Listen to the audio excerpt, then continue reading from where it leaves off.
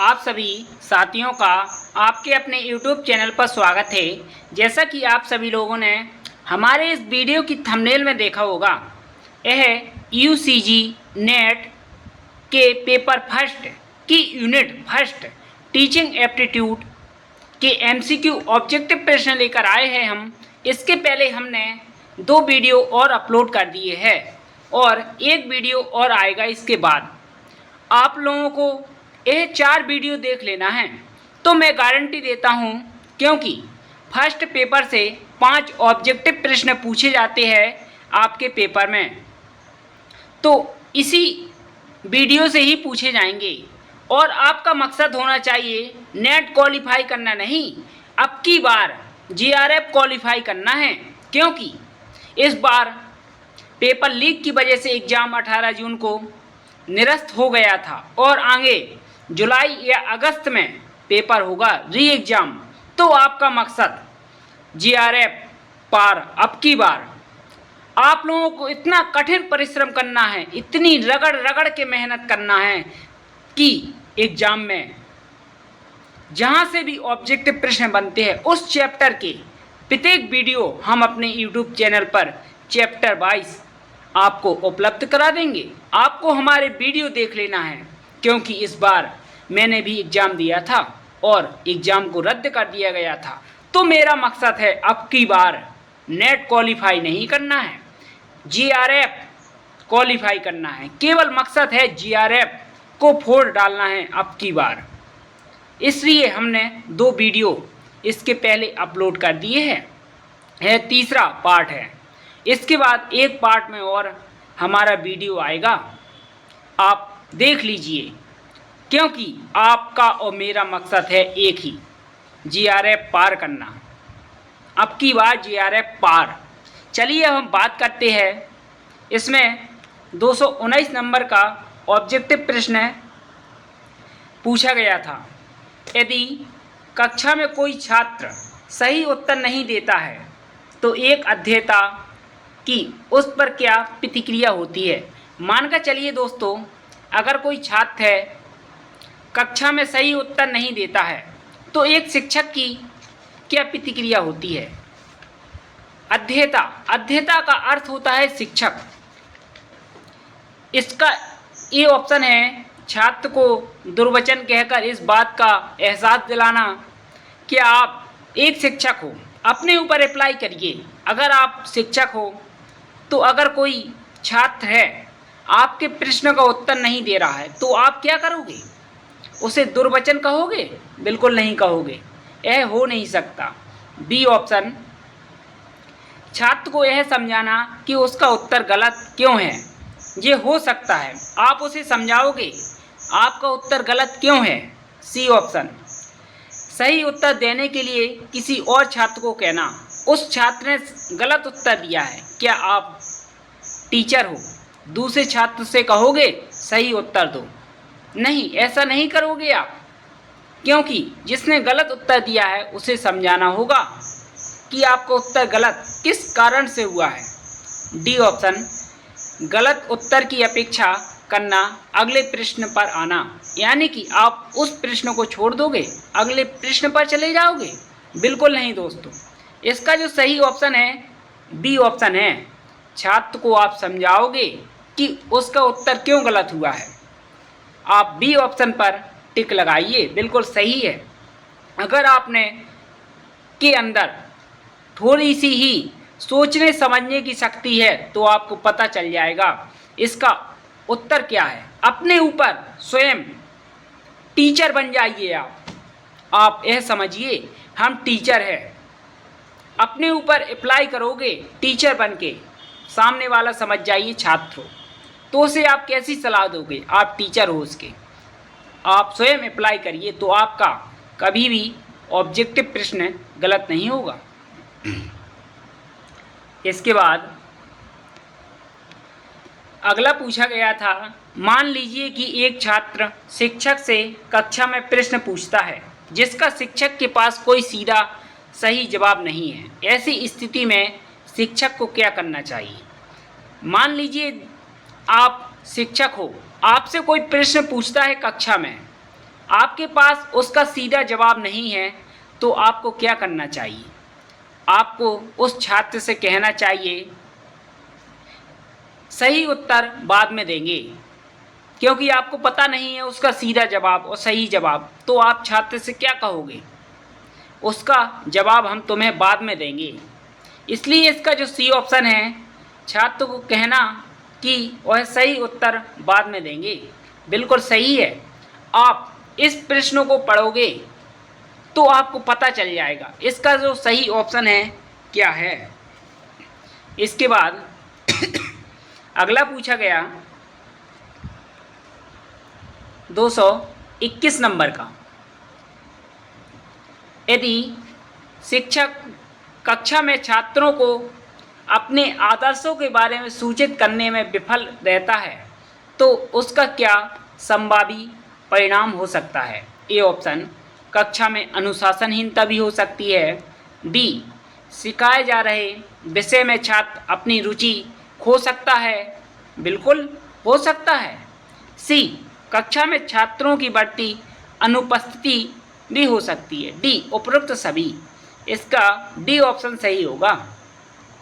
इसके बाद अगला पूछा गया, अगर छात्रों को यह समझ में नहीं आ रहा है कि क्या पढ़ाया जाता है तो शिक्षक को चाहिए, अगर मान के चलो आप टीचर हो, आप छात्रों को पढ़ा रहे हो, उन्हें समझ में नहीं आ रहा है आप क्लास में क्या पढ़ा रहे हो, तो आपको उस पाठ को उचित एग्जाम्पल देकर बिल्कुल सिंपल भाषा में समझाना चाहिए, कहानी के तौर पर, ना कि पाठ को दोहराना चाहिए। बी ऑप्शन, पाठ को उचित उदाहरण देकर फिर से समझाना चाहिए, यह करेगा शिक्षक। जो बी ऑप्शन है बिल्कुल सही है।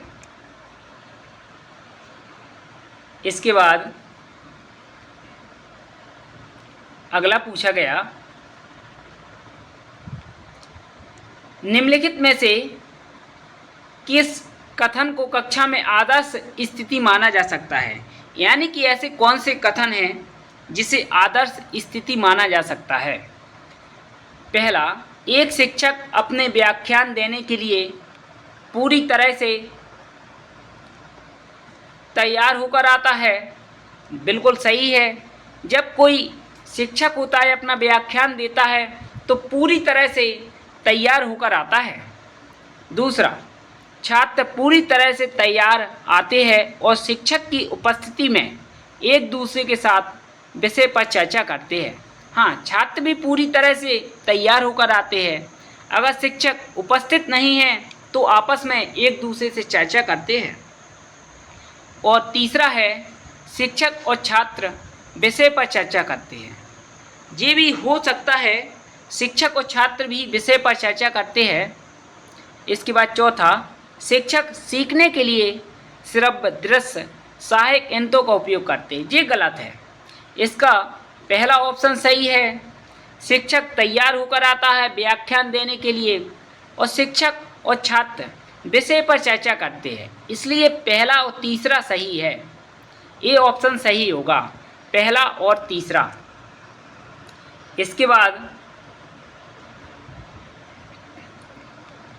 अगला पूछा गया, शिक्षकों की निम्नलिखित श्रेणियों में से कौन सी छात्रों के बैठने के लिए पंक्तियों की पारंपरिक औपचारिक पैटर्न पसंद करते हैं जिसमें छात्र शिक्षक के सामने रहे? इसमें जो ए ऑप्शन है प्रत्यक्ष अनुदेश, यानी कि छात्र औपचारिक पैटर्न पसंद करते हैं कि और प्रत्यक्ष रूप से छात्र है जो उनके सामने रहे, इसलिए ए ऑप्शन सही होगा। अप्रत्यक्ष यानी कि छात्र नहीं है अप्रत्यक्ष रूप से, और छात्र केंद्रित तो बिल्कुल नहीं है क्योंकि शिक्षक केंद्रित विधि है, इसलिए ए ऑप्शन सही है। इसके बाद अगला, निम्नलिखित में से किस प्रकार का शिक्षक सत्तावादी शिक्षण शैली से सबसे अधिक संबंधित माना जाता है? यानी कि टीचिंग शैली से सबसे अधिक संबंधित माना जाता है सत्तावादी। सत्तावादी में इसका जो सी ऑप्शन है हस्तक्षेप शिक्षण, और डी ऑप्शन है प्रत्यक्ष अनुदेश शिक्षण। प्रत्यक्ष अनुदेश स्तर सबसे अधिक प्रभावशाली माना जाता है, डी ऑप्शन सही होगा। इसके बाद अगला पूछा गया 226, निम्नलिखित में से कक्षा में सबसे अधिक वांछनीय किस अवयव को माना जा सकता है? सबसे अधिक वांछनीय माना जा सकता है ए ऑप्शन, शिक्षक पाठ और अपने अनुसंधान के आधार पर व्याख्यान दे। बिल्कुल सही है ए ऑप्शन। इसके बाद 227, निम्नलिखित में से कक्षा में शोर को नियंत्रित करने के लिए सबसे अच्छी संवाद प्रक्रिया है। यानी कि कक्षा में शोर हो रहा है, उसको नियंत्रित करने की प्रक्रिया सबसे अच्छी कौन है? ए ऑप्शन, बलपूर्वक कहना कि बातें मत करो। शिक्षक हो आप, बच्चे शोर कर रहे हैं तो आप बलपूर्वक उन्हें डराओगे कि बातें मत करो? बिल्कुल गलत ऑप्शन है ए। बी, अपनी आवाज़ को छात्रों की आवाज़ से भी ऊपर करना, यानी कि छात्र शोर कर रहे हैं तो आप कक्षा में चिल्लाओगे? बिल्कुल नहीं चिल्लाओगे, जो बिल्कुल गलत ऑप्शन है। इसके बाद सी, शांत रहना और विद्यार्थी की ओर देखते रहना, डी ऑप्शन, कक्षा में शोर की अपेक्षा करते हुए शिक्षण को जारी रखना। क्या कक्षा में शोर हो रहा है, बच्चे शैतान कर रहे हैं, तो आप अपना टीचिंग चालू रखोगे? बिल्कुल गलत है। इसलिए इसका सी ऑप्शन सही होगा, शांत रहना। कक्षा में बच्चों से कहोगे शांत रहिए और विद्यार्थी की ओर देखते रहोगे, जिससे विद्यार्थी कक्षा में शोर ना कर सके। इस प्रकार इसका सी ऑप्शन सही है। इसके बाद 228, एक शिक्षक के रूप में आप क्या करोगे यदि छात्र कक्षा में उपस्थित ना रहते हो?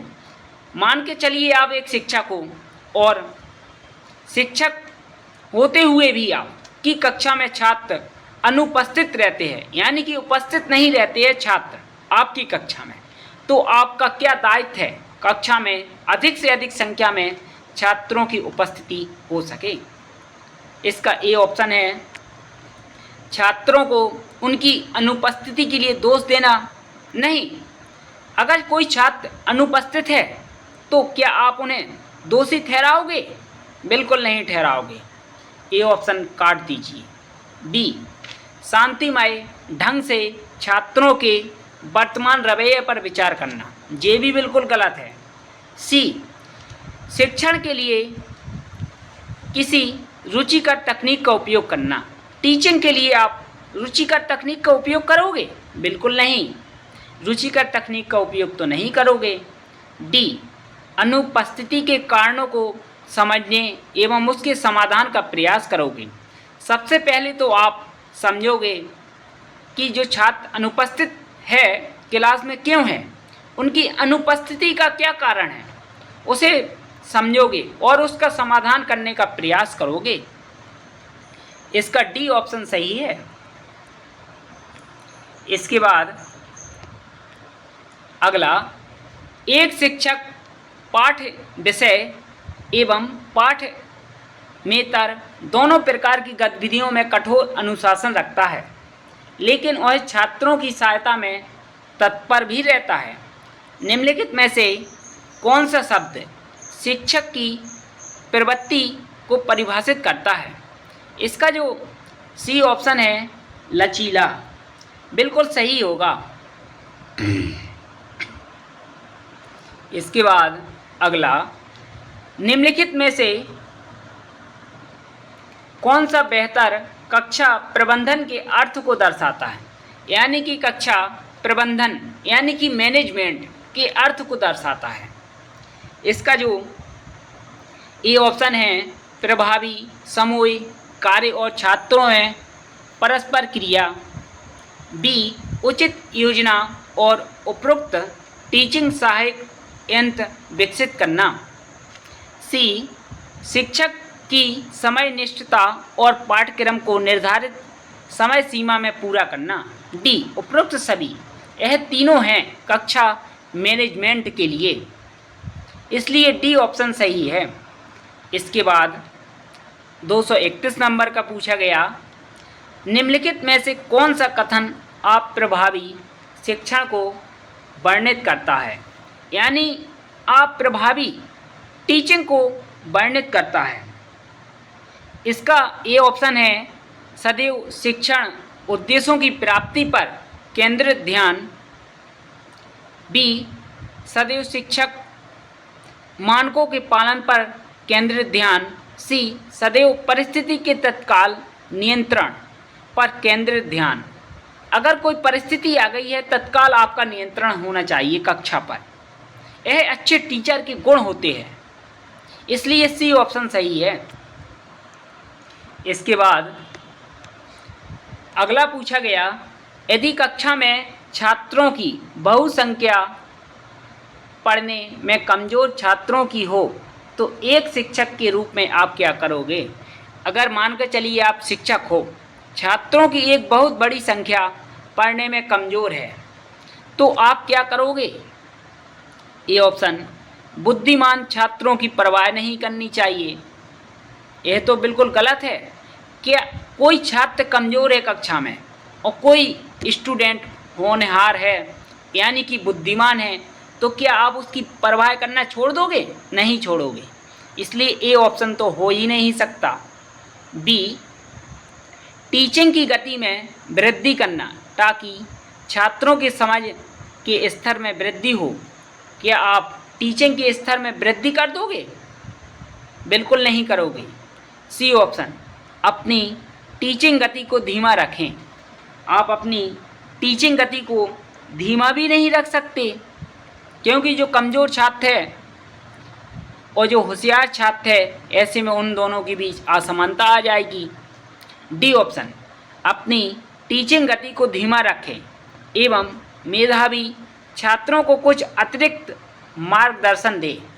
यानी कि जो कमज़ोर छात्र है कक्षा में, तो आप अपनी टीचिंग की गति को धीमा रख सकते हो, जिससे वह जो कमज़ोर छात्र है वह होशियार हो सके, अच्छे से पाठ्यक्रम को समझ सके, और जो होशियार छात्र है यानी कि मेधावी छात्र है, उन्हें अतिरिक्त मार्गदर्शन दे सकते हो, क्लास के बाहर भी उन्हें समझा सकते हो जो होशियार है छात्र। इस प्रकार का आप क्रिया करोगे क्लास में, अगर आप टीचर हो, इसलिए डी ऑप्शन सही है। इसके बाद अगला, यदि टीचिंग संस्थान परिसर में कुछ छात्र शिक्षक के साथ दुर्व्यवहार करते हैं तो निम्नलिखित में से कौन सा अंततोगत्वा सहायता करता है। मानकर चलिए टीचिंग संस्थान परिसर में कुछ छात्र हैं, आप टीचर हो, आपके साथ दुर्व्यवहार करते हैं, तो आप क्या करोगे। इसका ए ऑप्शन है, ऐसी बात को छात्रों के अभिभावकों के संज्ञान में लाना। हो सकता है, लेकिन यह बिल्कुल उचित नहीं है। A option. बी शिक्षक स्वयं के चरित्र एवं व्यवहार में सुधार करेंगे। यह ऑप्शन है जो बी बिल्कुल सही है, क्योंकि शिक्षक देखेगा सबसे पहले छात्र उसके साथ दुर्व्यवहार क्यों कर रहे हैं। शिक्षक ने कोई ऐसी अशब्द बोल दिया है छात्रों को जिसके कारण वह दुर्व्यवहार कर रहे हैं एक टीचर के साथ। अगर बोला है तो उसे सुधार करना चाहिए अपने चरित्र में, अपने व्यवहार में। सबसे पहले इसका बी ऑप्शन ही सही बैठता है, इसलिए बी ऑप्शन बिल्कुल सही होगा साथियों। अब हम बात करते हैं इसका अगला ऑप्शन,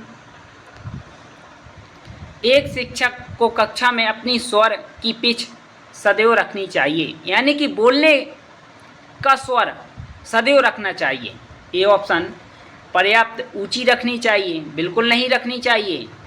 कम रखनी चाहिए, कम भी नहीं रखनी चाहिए। माध्यम रखनी चाहिए।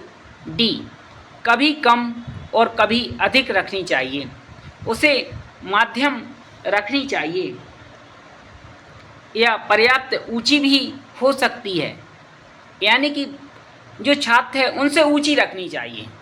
इसलिए इसका ए ऑप्शन सही होगा, पर्याप्त ऊंची रखनी चाहिए छात्रों से। जो बोल रहा है शिक्षक, उसे छात्रों से ऊपर बोलना चाहिए, जिससे छात्र अच्छी समय से जो टीचर समझा रहा है उसे समझ सके और शांत मन से सुन सके। जैसे दोस्तों मैं बोल रहा हूँ इस वीडियो के माध्यम से, मेरी आवाज़ बहुत ही तेज़ है, इसलिए टीचर को भी अपनी पर्याप्त ऊंची मात्रा में ऊंचा स्वर रखना चाहिए। इसलिए ये ऑप्शन सही है। इसके बाद अगला, एक शिक्षक को अपने व्याख्यान में निम्नलिखित में से कौन से रवैया अपनाना चाहिए, यानी कि कौन सा रवैया अपनाना चाहिए? सटीक और कम स्वर। इसका जो सी ऑप्शन है, सटीक और उच्च स्वर होना चाहिए। जब कोई शिक्षक व्याख्यान देता है तो उसका व्याख्यान बिल्कुल सटीक होना चाहिए और उच्च स्वर होना चाहिए उसका, और जो बोल रहा है बिल्कुल शुद्ध उच्चारण होना चाहिए और ऊंची आवाज़ में होना चाहिए। इसलिए सी ऑप्शन सही है।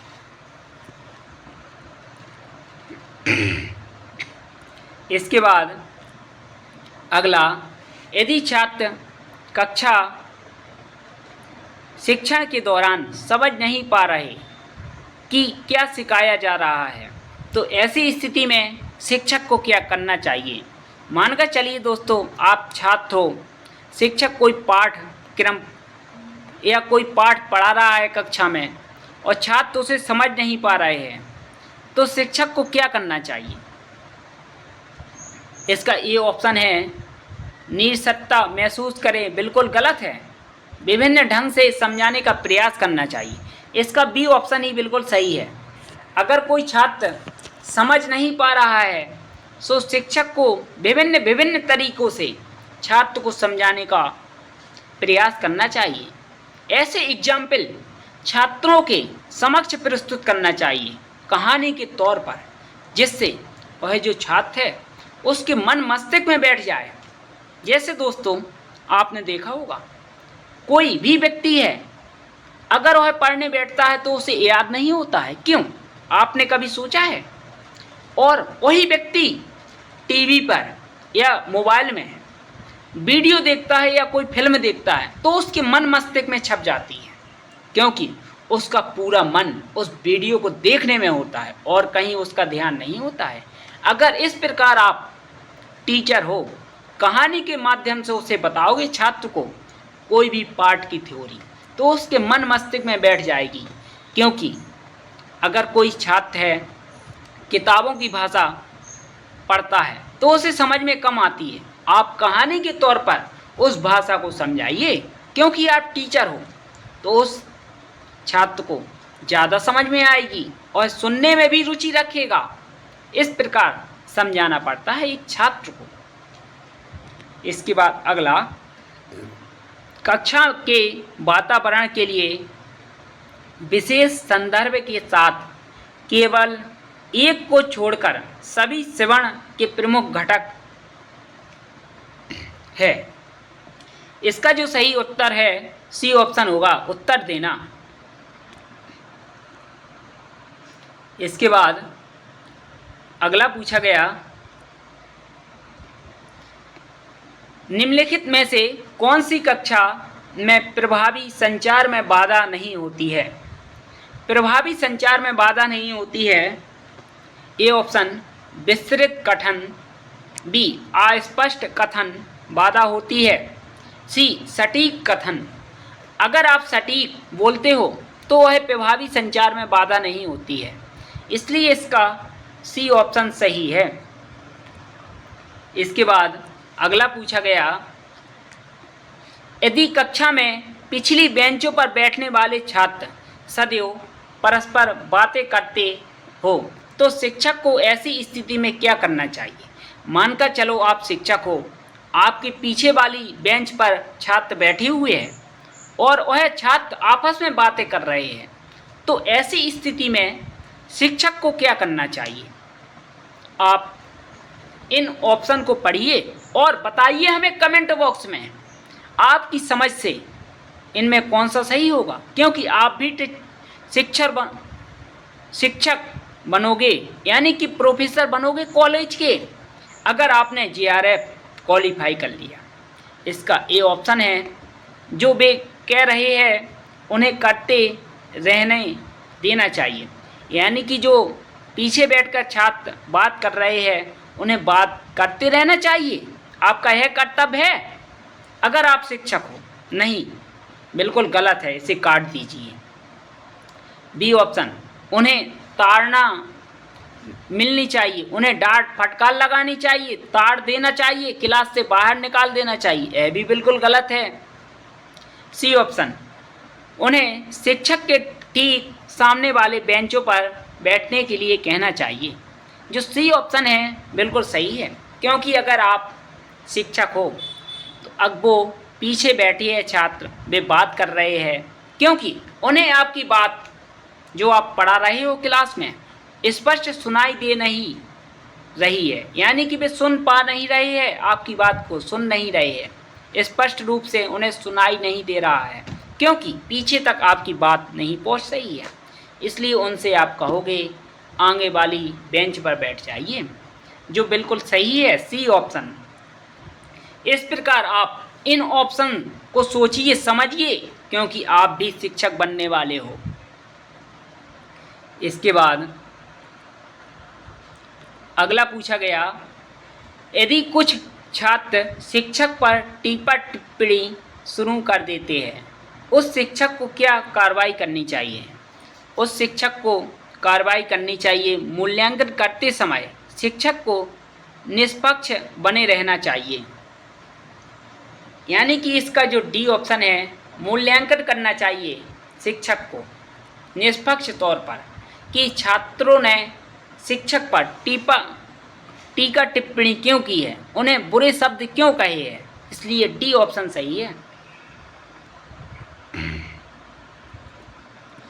इसके बाद अगला, कक्षा में चर्चा और अधिक प्रभावी बनाया जा सकता है यदि चर्चा के विषय।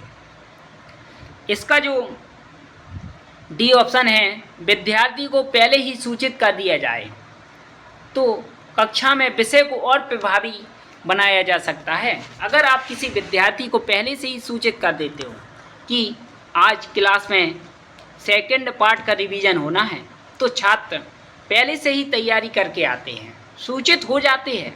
इसलिए डी ऑप्शन सही है। इसके बाद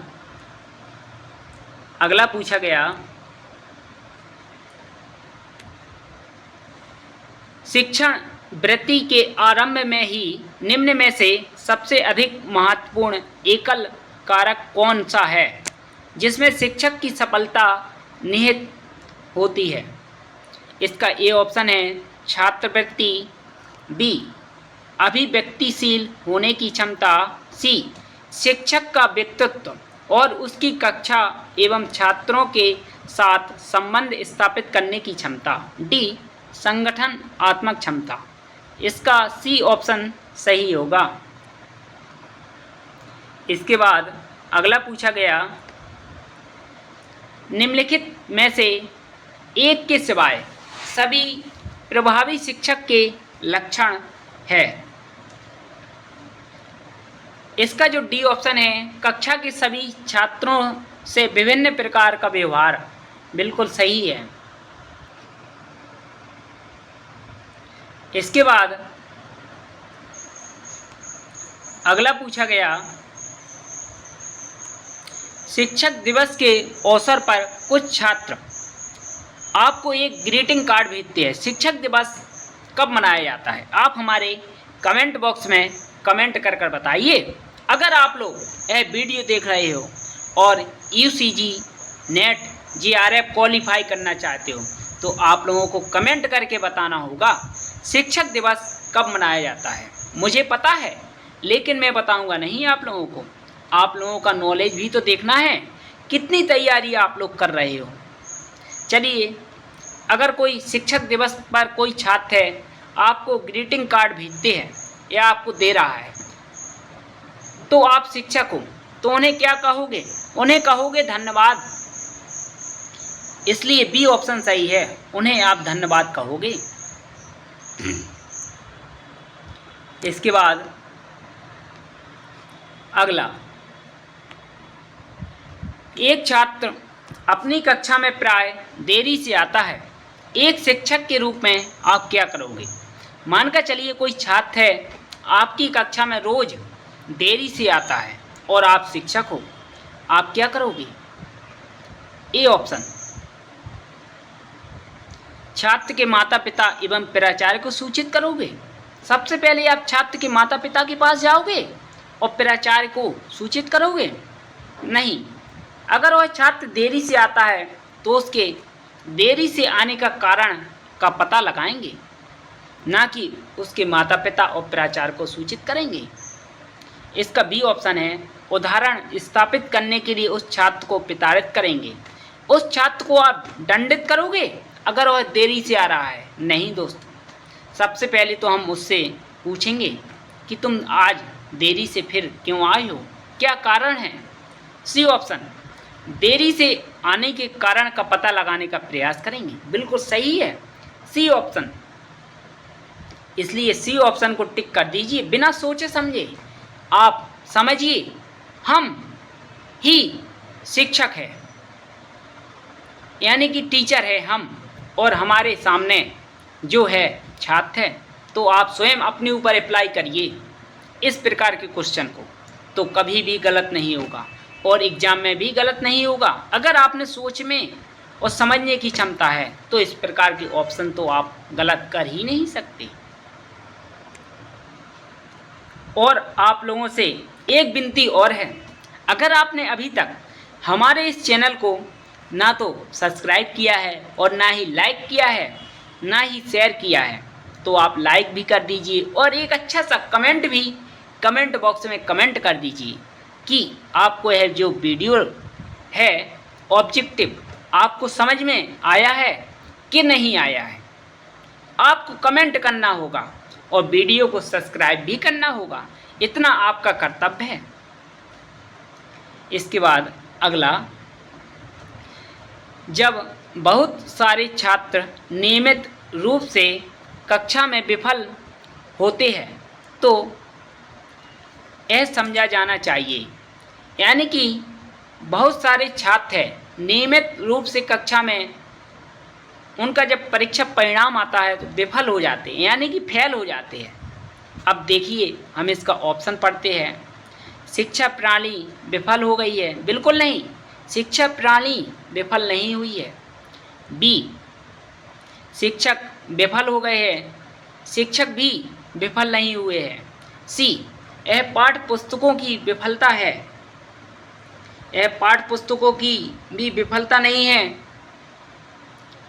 डी, यह छात्रों की व्यक्तिगत विफलता है।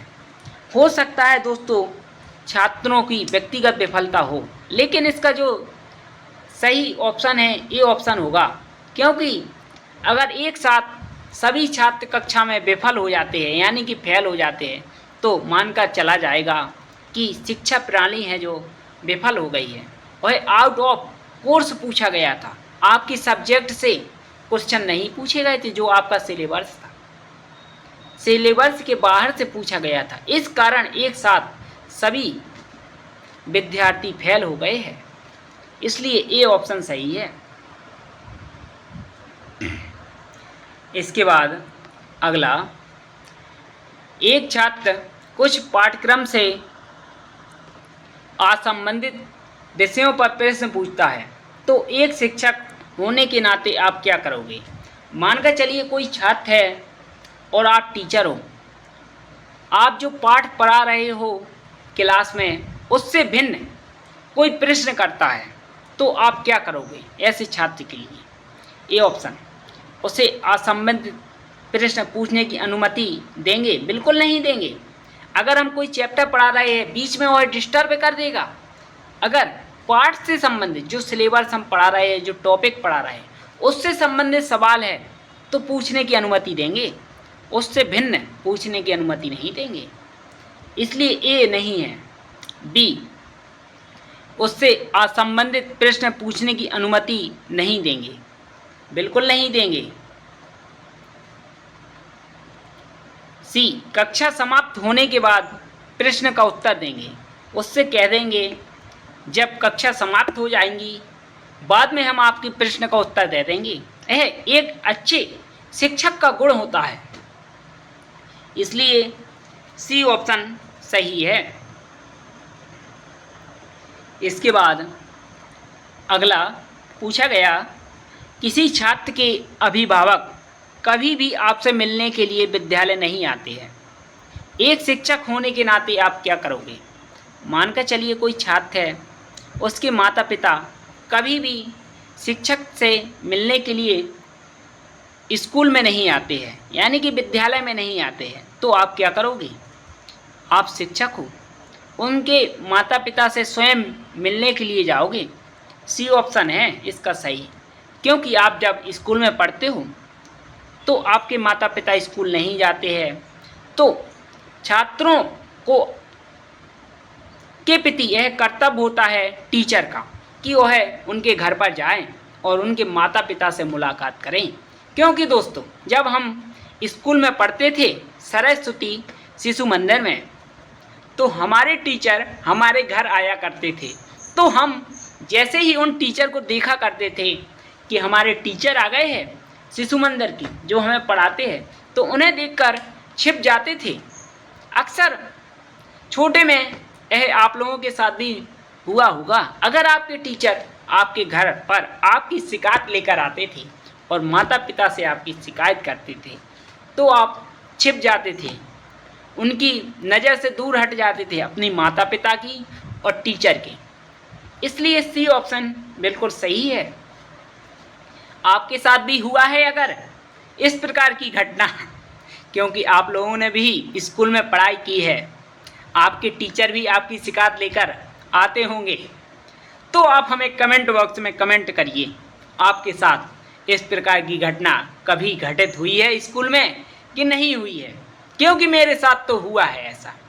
मैं उन्हें देखकर हमेशा छिपता था अगर कोई टीचर आता था मेरा, लेकिन अब नहीं दोस्तों, अब इतनी समझ है कि अगर कोई टीचर हमारे घर पर आएगा, उनका सम्मान करेंगे, उनको प्रणाम करेंगे और उनका अच्छे से स्वागत करेंगे।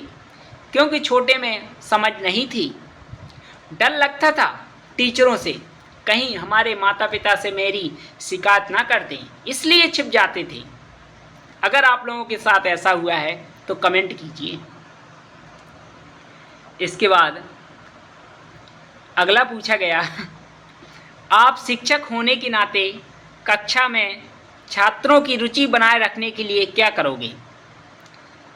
ए ऑप्शन, शिक्षण सहायक सामग्री का अधिकतम उपयोग सुनिश्चित करेंगे, कक्षा में विषय वस्तु पर चर्चा करेंगे। सी, छात्रों से समय समय पर प्रश्न पूछना। डी, उपरोक्त सभी।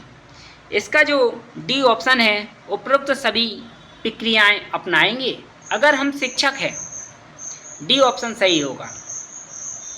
इसके बाद अगला, एक शिक्षक कक्षा में प्रश्न पूछता है, इसका मुख्य उद्देश्य क्या होता है? छात्रों को व्यस्त रखना बिल्कुल नहीं होता है उनका उद्देश्य। बी, अनुशासन बनाए रखना। अनुशासन बनाए रखना तो होता है, लेकिन यह पूरी तरह से फिट नहीं बैठता है। सी ऑप्शन, छात्रों का ध्यान आकर्षित करने के लिए। अगर कोई टीचर है, आपसे प्रश्न पूछ रहा है कक्षा में, तो आपका ध्यान आकर्षित करना चाहता है उस टॉपिक के प्रति, जिससे आपको जल्दी से समझ में आ जाए और टॉपिक आपका ध्यान आकर्षित होगा तो आपके मन मस्तिष्क में जल्दी बैठ जाएगा। इसलिए सी ऑप्शन बिल्कुल क्लियर है, इसलिए सी ऑप्शन ही सही होगा। इसके बाद अगला पूछा गया, छात्रों के बीच पनप रही अनुपस्थिति की प्रवृत्ति पर नियंत्रण रखने के लिए एक शिक्षक को क्या करना चाहिए? अगर छात्रों के मध्य अनुपस्थिति है तो उन्हें क्या करना चाहिए? शिक्षकों को इसे गंभीर समस्या के रूप में लेना चाहिए। सी ऑप्शन सही है। इसके बाद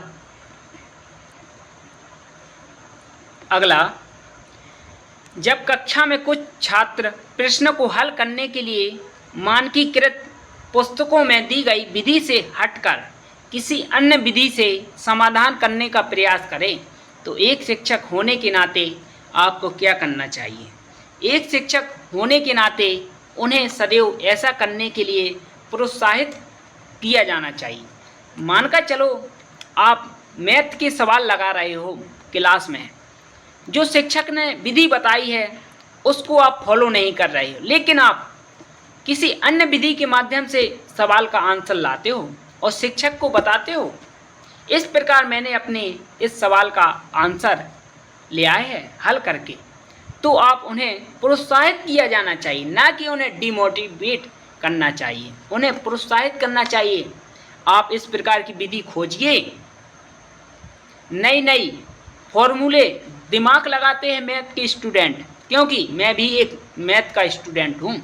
जब 10वीं क्लास में और 12वीं में था और बीएससी भी मैंने मैथ से की है, तब नए नए तरीके से सवाल को सॉल्व करने का दिमाग और नॉलेज लगाता था, किस प्रकार से इसको और अन्य तरीके से हल किया जा सकता है, क्योंकि एक सवाल को हल करने के कई तरीके होते हैं।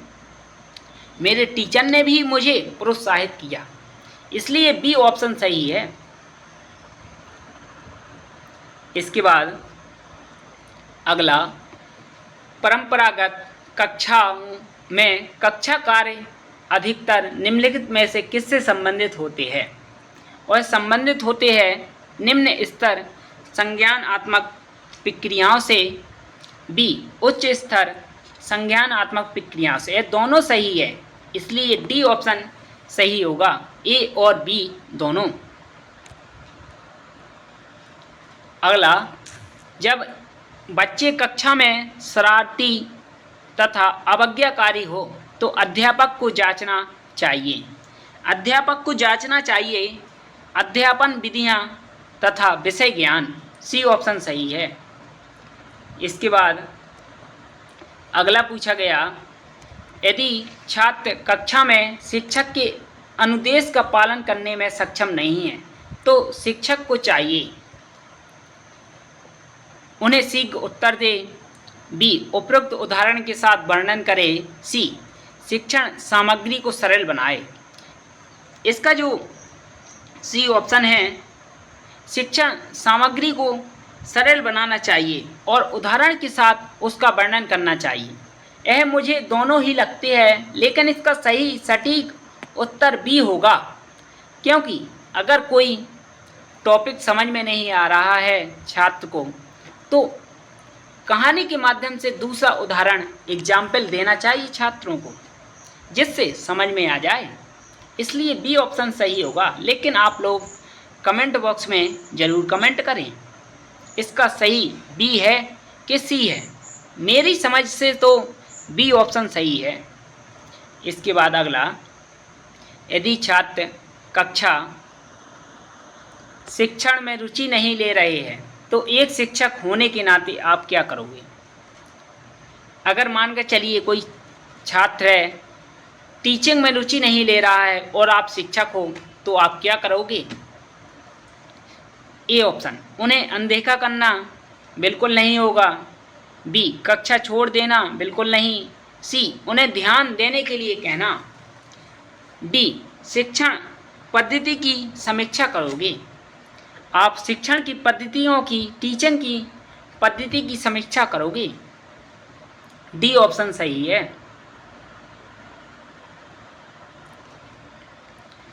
इसके बाद अगला, अनुसंधान से यह पता चलता है कि एक अध्यापक स्नायिक अस्थिरता का सबसे अधिक निम्न लक्षण पाया जाता है।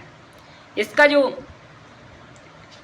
बी ऑप्शन है, विस्फोटक व्यवहार, बिल्कुल सही है। इसके बाद अगला, निम्नलिखित में से कौन सा विकल्प एक जीवंत कक्षा स्थिति को दर्शाता है? इसका जो सी ऑप्शन है, नियमित रूप से होने वाला शिक्षक छात्र वार्तालाप, बिल्कुल सही होगा, सी ऑप्शन। इसके बाद अगला पूछा गया, कक्षा में प्रभावी अनुशासन बनाए रखने के लिए शिक्षक को निम्न उपाय करने चाहिए।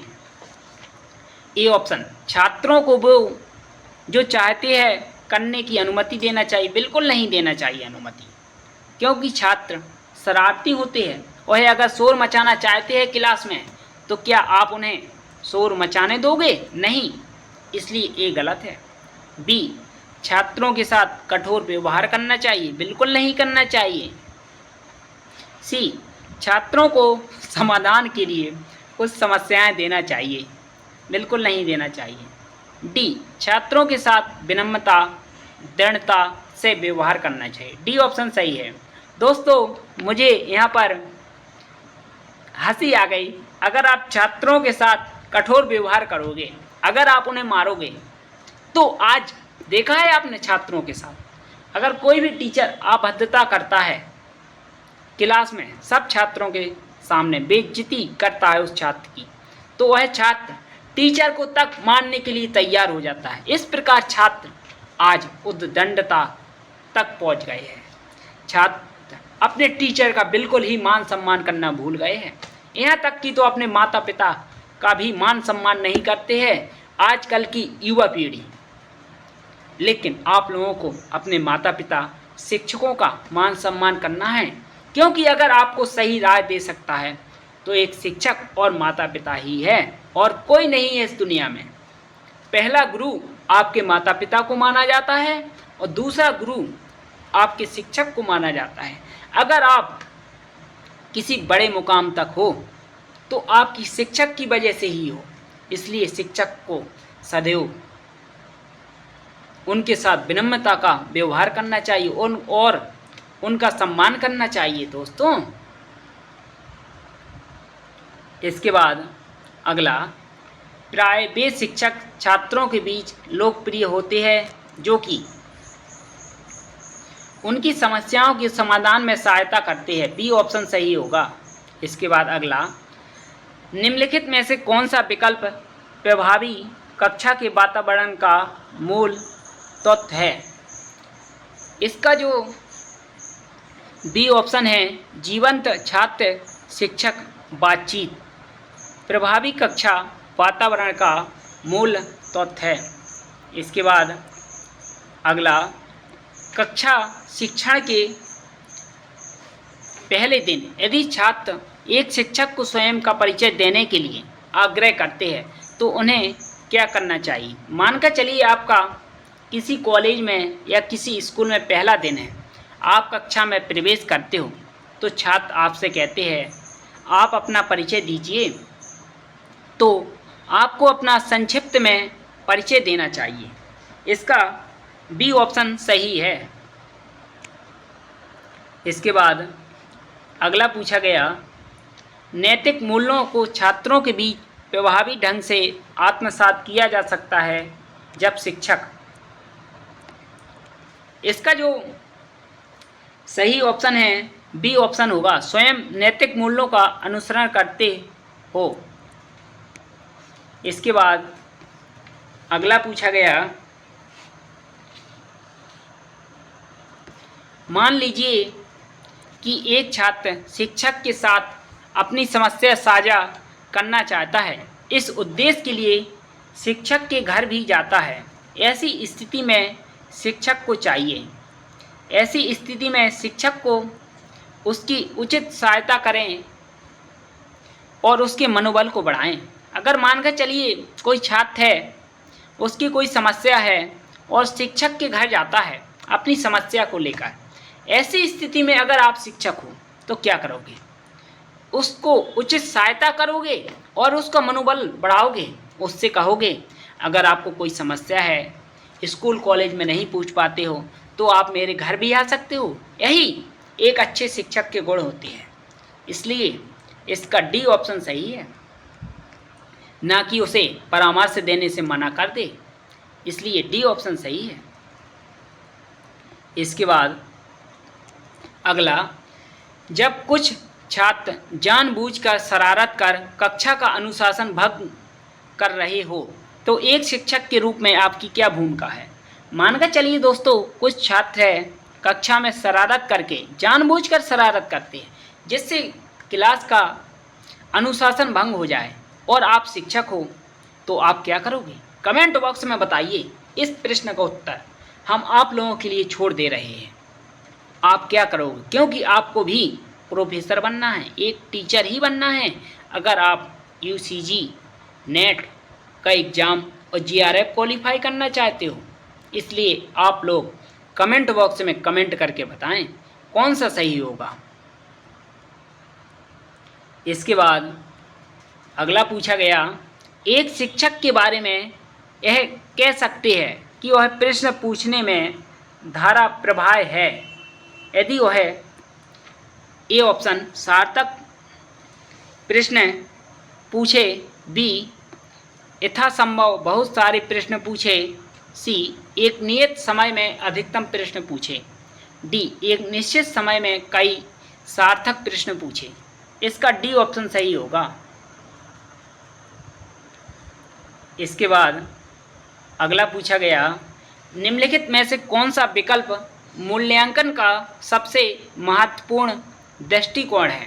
मूल्यांकन का सबसे महत्वपूर्ण दृष्टिकोण है सतत विकास और व्यापक मूल्यांकन।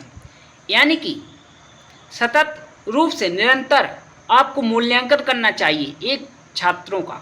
यानी कि आप अपनी क्लास में हो तो रोज़ उन्हें उनका मूल्यांकन करना चाहिए। यानी कि कोई ना कोई टॉपिक उन्हें घर से याद करने के लिए देना चाहिए। इस प्रकार से उनका सतत मूल्यांकन होता है, इसलिए ये ऑप्शन सही है। इसके बाद अगला, निम्नलिखित में से किस प्रकार का परीक्षण प्रभावी स्मरण शक्ति के लिए सबसे उपयुक्त है? ए सही गलत बिल्कुल नहीं है, ना सही है ना गलत, एकाधिक विकल्प, सी रिक्त स्थानों की पूर्ति, डी बी और सी दोनों होंगे। इसके बाद अगला पूछा गया, निबंध प्रकार परीक्षण विश्वसनीय नहीं है क्योंकि उनकी जांच परीक्षक की मनोदशा से प्रभावित हो सकती है। सी ऑप्शन सही होगा। इसके बाद अगला पूछा गया, शिक्षा का स्तर बढ़ाने के लिए यह आवश्यक है कि छात्रों का निरंतर मूल्यांकन किया जाए। बिल्कुल सही है ये ऑप्शन। अगर आप शिक्षा का स्तर बढ़ाना चाहते हो तो छात्रों का निरंतर दिन प्रतिदिन मूल्यांकन करना चाहिए। ये ऑप्शन सही है। इसके बाद अगला पूछा गया, निम्नलिखित में से छात्रों के गृह कार्य जांचने का सबसे उत्तम तरीका क्या है? इसका जो सी ऑप्शन है, उनकी जांच आदर्श उत्तर पुस्तिका से मिलान करके की जानी चाहिए। कि डी ऑप्शन, शिक्षक नियमित रूप से उसकी स्वयं जांच करें। अगर आप शिक्षक हो तो नियमित रूप से आपको एक छात्र की मूल्यांकन की जांच करनी चाहिए। आपने जो उत्तर दिए है उत्तर पुस्तिका की, उसकी स्वयं जांच करनी चाहिए, ना कि किसी और को जांच करने के लिए देना चाहिए। क्योंकि आपको पता है, आपने पढ़ाया है, आपको उस टॉपिक के बारे में पता है, आपने क्या बच्चों को समझाया और उन्होंने आपका क्या जवाब लिखा है उत्तर में। इसलिए डी ऑप्शन सही है। इसके बाद अगला पूछा गया,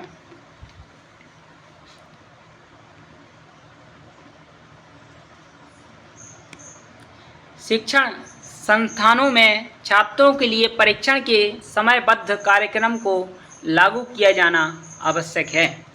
इसका जो डी ऑप्शन है, परिणामों के बाद छात्रों से मिली प्रतिपुष्टि के आधार पर उपचारात्मक कार्यक्रम अपनाया जा सकता है। डी ऑप्शन सही है।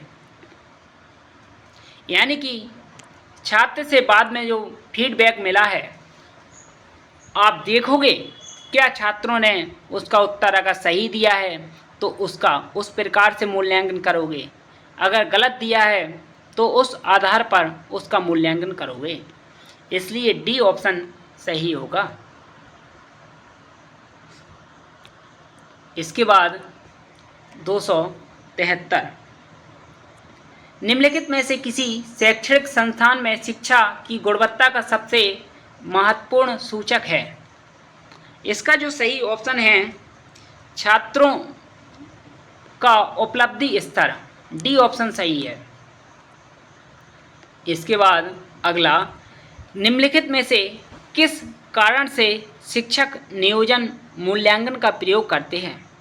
इसका ए ऑप्शन सही होगा। यह पता लगाने के लिए छात्र ज्ञान और कौशल में निपुण है या कि नहीं। मूल्यांकन क्यों करता है एक टीचर अपने छात्र का? पता लगाने के लिए छात्र के अंदर ज्ञान और कौशल निपुण है कि नहीं है, यानी कि जो हमने पढ़ाया है उन्होंने कितना याद किया है और कितना भूल गए हैं। इसलिए प्रत्येक छात्र का एक टीचर को निरंतर प्रतिदिन मूल्यांकन करना चाहिए। ये ऑप्शन सही है। इसके बाद अगला पूछा गया, निम्नलिखित में से किस उद्देश्य के लिए योगात्मक मूल्यांकन का उपयोग किया जाता है। योगात्मक मूल्यांकन का उपयोग किया जाता है मुख्य रूप से छात्रों को प्रमाण पत्र या ग्रेड देने के लिए। इसका बी ऑप्शन सही होगा साथियों।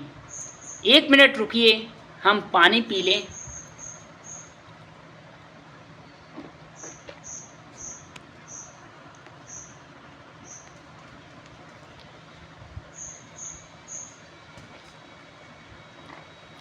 इसके बाद अगला पूछा गया, शिक्षक द्वारा दिए गए गृह कार्य का उद्देश्य तभी पूरा होता है जब, मानकर चलिए दोस्तों एक शिक्षक हो आपने गृह कार्य दिया है किसी छात्र को, आपका उद्देश्य कब पूरा होगा?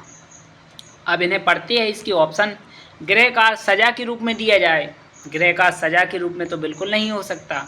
बी, शिक्षक विद्यार्थी के अभ्यास के लिए तात्कालिक गृह कार्य दे, अभ्यास के लिए गृह कार्य दिया जा सकता है लेकिन यह सटीक नहीं है।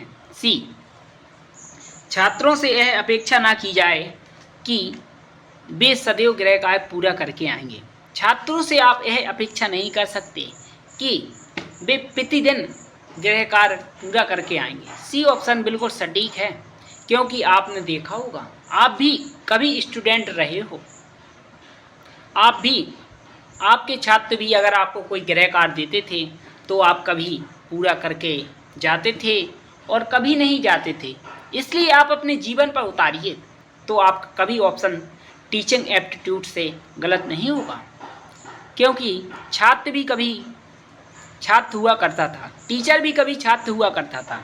जिस प्रकार सास भी कभी बहू हुआ करती थी, उसी प्रकार टीचर भी कभी छात्र हुआ करता था।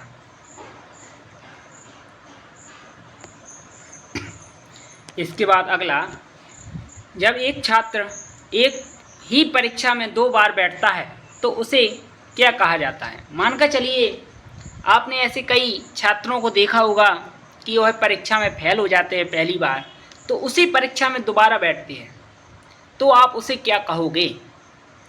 टेस्ट रीटेस्ट, यानी कि परीक्षण पुनः परीक्षण कहते हो। सी ऑप्शन सही है। इसके बाद अगला, निम्नलिखित में से कौन सा मूल्यांकन पाठ्यक्रम के अंत में किया जाता है? योगात्मक मूल्यांकन, स्थानन मूल्यांकन। डी ऑप्शन, ए और बी दोनों सही है, इसलिए इसका डी ऑप्शन सही होगा। लेकिन आप इस ऑप्शन में हमें कमेंट कर बताइए कौन सा सही है, क्योंकि मुझे भी इसमें डाउट है और आप भी हमारे कमेंट बॉक्स में कमेंट बता दोगे करके आपकी समझ में कौन सा है। अगर इस प्रकार का प्रश्न आता है तो आप कौन सा ऑप्शन चुनोगे?